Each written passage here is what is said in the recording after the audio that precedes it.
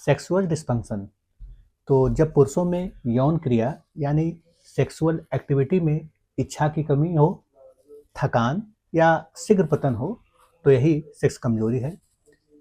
इसका जो कारण होता है, मानसिक तनाव एक बहुत बड़ा कारण है। मानसिक तनाव यानी डिप्रेशन, एंजाइटी की वजह से नाड़ी दुर्बलता पैदा हो जाता है, तो उसकी वजह से भी यह समस्या पैदा हो सकता है। शारीरिक कमजोरी, यदि शारीरिक पोषण की कमी है तो उससे भी यह समस्या पैदा हो सकता है। गलत जीवन शैली, यदि बहुत ज़्यादा शराब, धूम्रपान या अन्य कोई मादक द्रव्य का सेवन कर रहे हैं लंबे समय से, तब पर भी नाड़ी दुर्बलता का दोष उत्पन्न हो जाता है, जिसकी वजह से भी यह सेक्स समस्या का जन्म हो जाता है। हार्मोन की कमी, अगर टेस्टोस्टेरोन की कमी है तो उसकी वजह से भी यह समस्या पैदा हो जाता है। कुछ बीमारियां हैं, जैसे 40 के उम्र के नीचे यदि डायबिटीज या हाई ब्लड प्रेशर है, तो ऐसे लोगों में भी कभी कभी इस समस्या का जन्म हो जाता है। और एक बहुत बड़ा कारण है कि बहुत ज़्यादा अत्यधिक हस्तमैथुन की वजह से भी यह समस्या हो सकता है।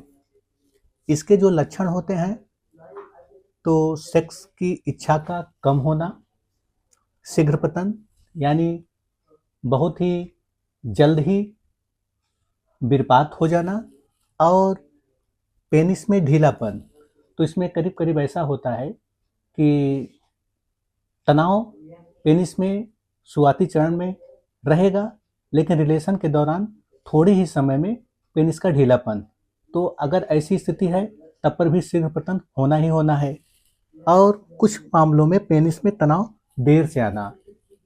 यदि पेनिस में तनाव देर से आ रहा है, काफ़ी दिक्कत की वजह से आ रहा है, तो इसमें भी जब भी तनाव देर से आएगा तो उसमें भी यही समस्या पैदा हो जाएगा।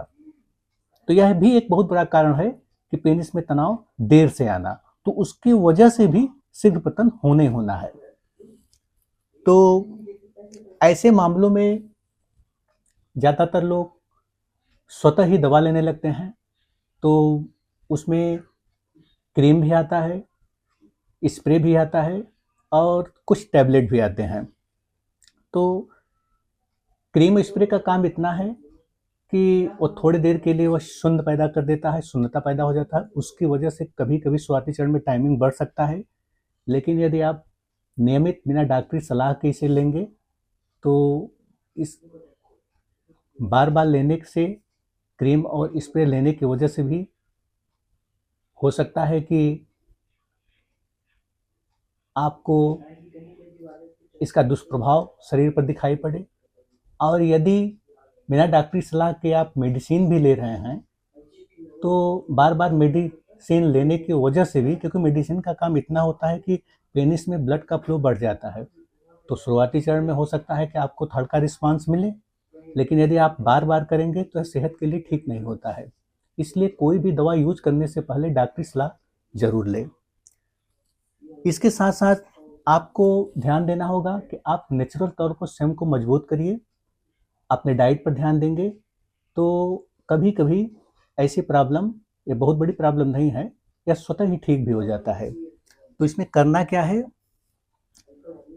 कि मूंग 50 ग्राम लीजिए, चना 25 ग्राम, मूंगफली इसके भी 25 ग्राम लीजिए, और 10 ग्राम के आसपास आप किशमिश लीजिए। तो इसे भिगो दीजिए 24 घंटे के लिए, और जब यह धीरे धीरे अंकुरित हो जाए तो इसे नियमित अपने डाइट में शामिल करिए। तो भोजन के पहले आपको लेना है। तो इसे सलाद के साथ भी ले सकते हैं और सादा भी ले सकते हैं। और अगर आपको मीठे के साथ भी लेना है तो आप गुड़ का भी सेवन कर सकते हैं, लेकिन हफ्ते में एक आध बार भी गुड़ का साथ लीजिए। लेकिन यदि आप डायबिटीज के पेशेंट हैं तब चीनी नहीं लेना है, आप सादा ही लीजिए या तो सलाद के साथ लीजिए। तो इसे नियमित अपने आप डाइट में आप शामिल करेंगे तो 15 से 20 दिन के बाद ही आपको दिखाई पड़ेगा कि धीरे धीरे आपकी नाड़ी दुर्बलता दूर होगा, आपके शरीर में शक्ति स्फूर्ति वापस आने लगेगा, और जो ये सिरपतन, पेनिस में ढीलापन, तनाव देर से आ रहा है, तो ये धीरे धीरे काफ़ी बेहतर परिणाम आपको दिखाई पड़ेगा यदि आप नियमित इसे अपने डाइट में शामिल करेंगे। तो ध्यान रहे कि भोजन से पहले कम से कम भीगा हुआ मूंग, चना, मूंगफली और किशमिश इसे मिला लीजिए और 1 कटोरी इसे नियमित लीजिए। लेकिन जो डायबिटीज़ के पेशेंट हैं वो किशमिश को न ले, वो सादा ही ले या तो सलाद के साथ ले तो बेहतर रहेगा। इसके साथ साथ कुछ बातों का आपको और भी ध्यान देना होगा कि ऐसे मामलों में बहुत ज़्यादा चिकना यदि लेते हैं तो उसको नहीं लेना है, परहेज बहुत इम्पॉर्टेंट है। मसाला, जंक फूड, मीठा, शराब और धूम्रपान या अन्य कोई मादक द्रव्य आप ले रहे हैं तो इन सब चीज़ों से बिल्कुल परहेज करें। और ध्यान रहे कि कम से कम 20 मिनट का ध्यान आप नियमित करिए। सहज आसन करिए, प्राणायाम करिए, अनुलोम विलोम करिए और कम से कम 2 राउंड सूर्य नमस्कार जरूर करिए, क्योंकि ऐसा करने पर जब आप योग करेंगे, ध्यान करेंगे तो इससे आपकी नाड़ी दुर्बलता दूर होगा, और जब ये नाड़ी दुर्बलता दूर होगा तो सेक्स संबंधी समस्या जो भी है यह स्वतः ही ठीक हो जाता है। और यह भी ध्यान रहे कि सेक्स के दौरान, रिलेशन के दौरान जितना सांस सहज रहेगा, जितना सांस कम चलेगा, उतना ही नाभि पर चोट कम लगेगा, और जब जितना ही नाभि पर चोट कम लगेगा तो सेक्स की अवधि बढ़ जाएगा। और जब जितना ही आप उतावले होंगे और ज़्यादा सांस चलेगा तो उतना ही नाभि पर चोट अधिक लगेगा, तो वीर्यपात जल्दी हो जाएगा। तो इसलिए ध्यान दें कि रिलेशन के दौरान सांस आपका सहज हो और आपका ध्यान आज्ञा चक्र पर हो, तो आपके इच्छानुसार सेक्स का टाइम बढ़ जाएगा। और कम से कम यदि 40 मिनट से कम का सेक्स है तो बार बार,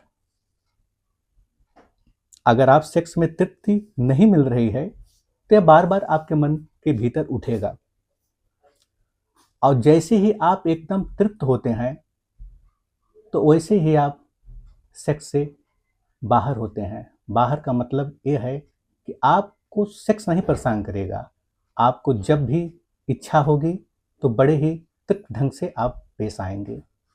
तो ध्यान रहे, परेशानी उन्हीं को होता है जिनका टाइमिंग बहुत कम है, और जिन्हें टाइमिंग कम का मतलब जिनका मन अतृप्त है, और जो तृप्त हैं वे सदा ही वासनाओं से बाहर होते हैं। तो इस बात का आपको ध्यान देना होगा। और इसके साथ साथ कम से कम सुबह का 20 मिनट वॉक जरूर करें, यह भी बहुत ही कारगर होता है।